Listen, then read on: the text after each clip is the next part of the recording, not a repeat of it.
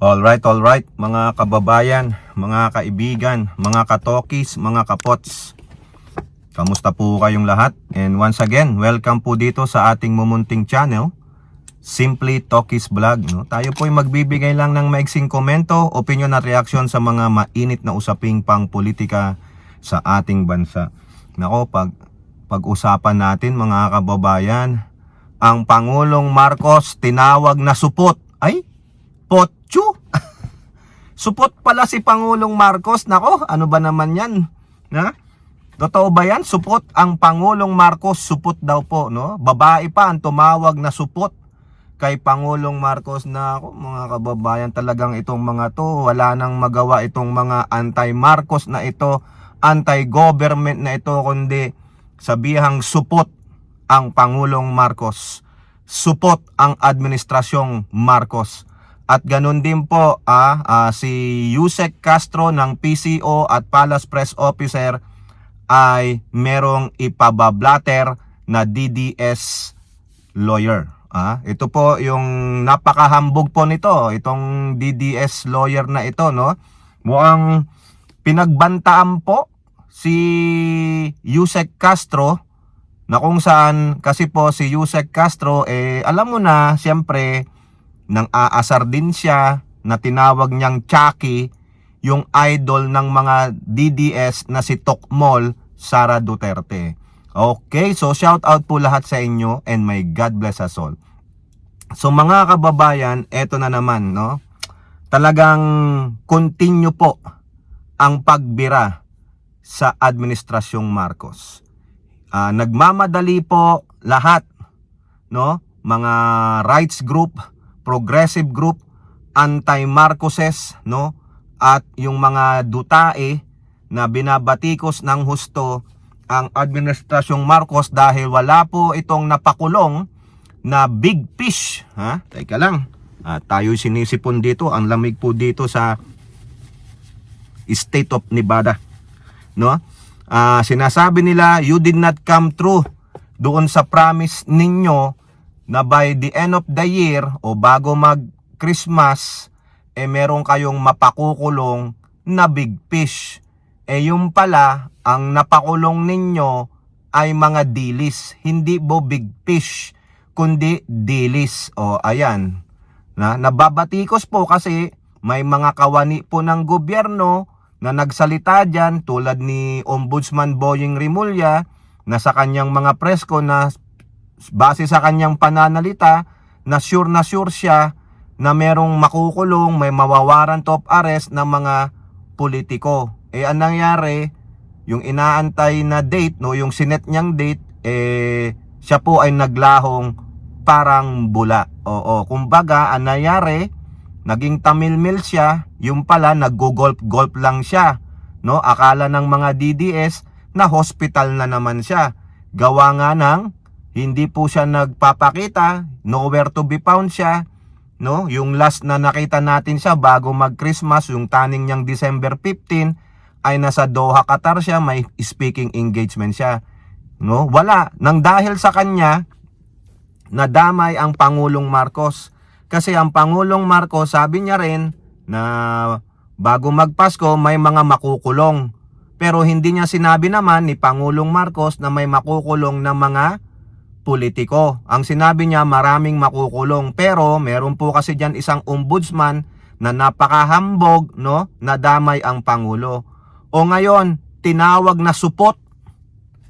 Supot ang Pangulong Marcos. Alam nyo, pag tinawag kang supot at ikaw ay Pinoy, nako, kahihiya-hiya po yan, no?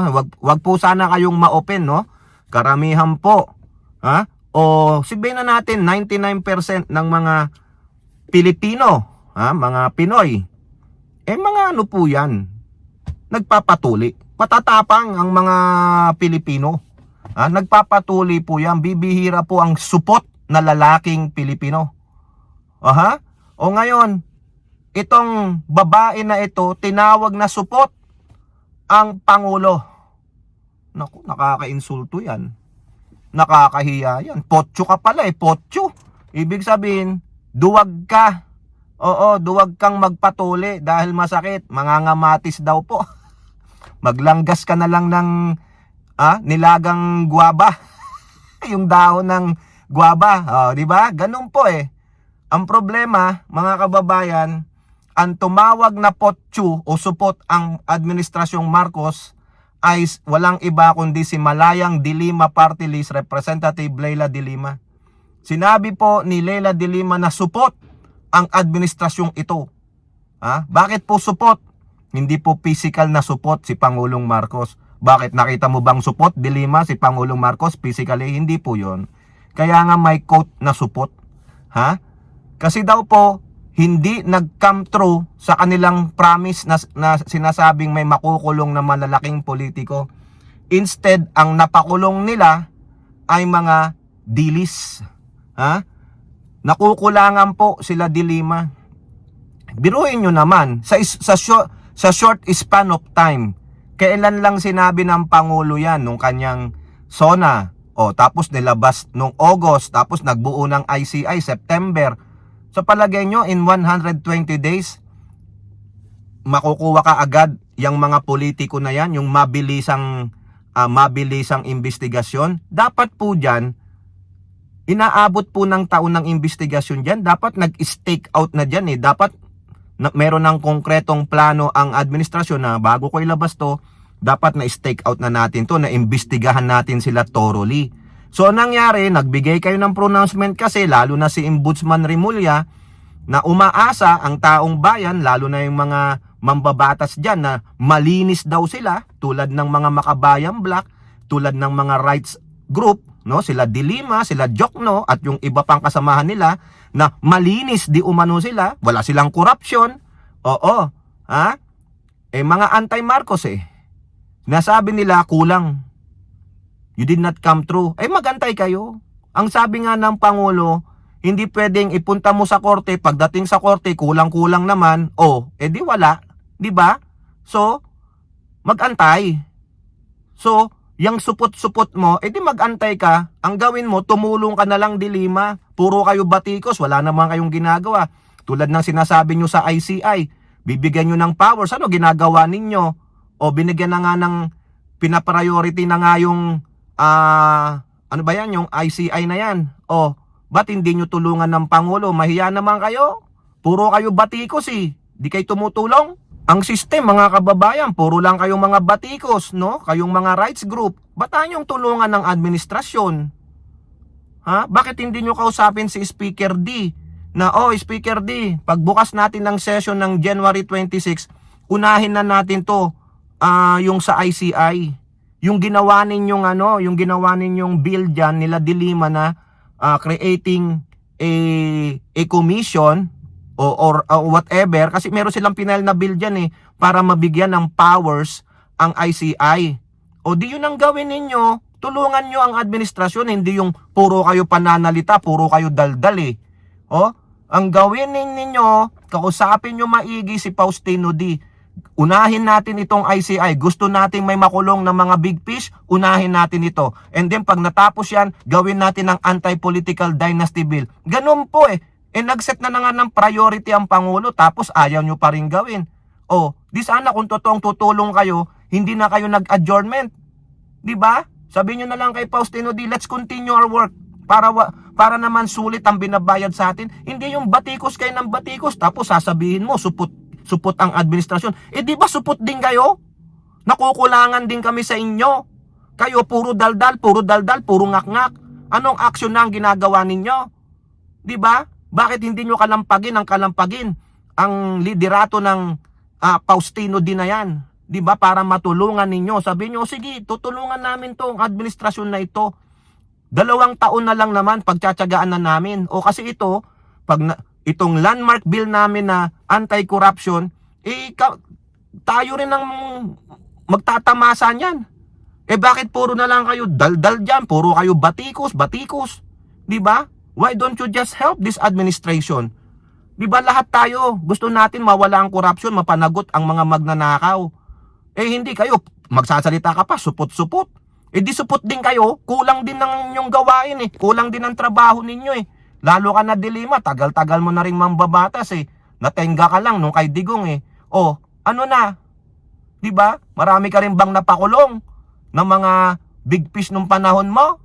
Wala din naman, si Napoles lang. O, sila Jinggoy nakawala din. Si Estrada nakawala din. O lalo na si Juan Ponce Enrile. O, wala. 'Di ba? Sumalangit na ba kay Senator Juan Ponce Enrile? 'Di ba? Yabang-yabang yung magsalitang supot-supot ang Pangulo. Kayo din naman supot. O na, punta tayo kay Yusek Castro.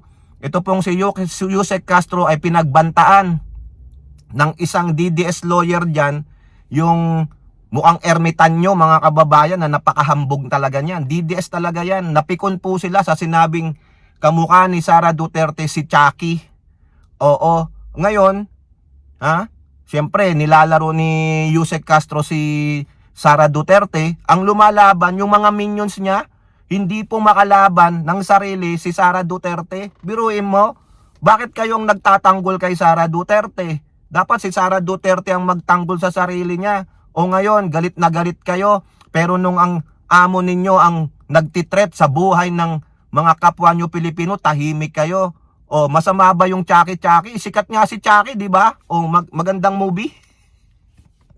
Di ba? O di gumawa kayo ng dal ni... Kung ako kay Yusek Castro, magpagawa ka ng dal, i-copyright mo, kamukha niya si Chucky, si Sara Duterte. Oo. Female version ni Chucky. Oo. Ngayon, yung DDS lawyer na yan, sinabi niya kay Yusek Castro sa kanyang FB page na ano lang daw, mata lang yata ang walang latay o bituka o kung ano man. Once na mawala daw sa pwesto si Yusek Castro, malamang, walang latay lang daw sa katawan ni Yusek Castro ay ang kanyang mata o yung balon-balunan niya o whatever.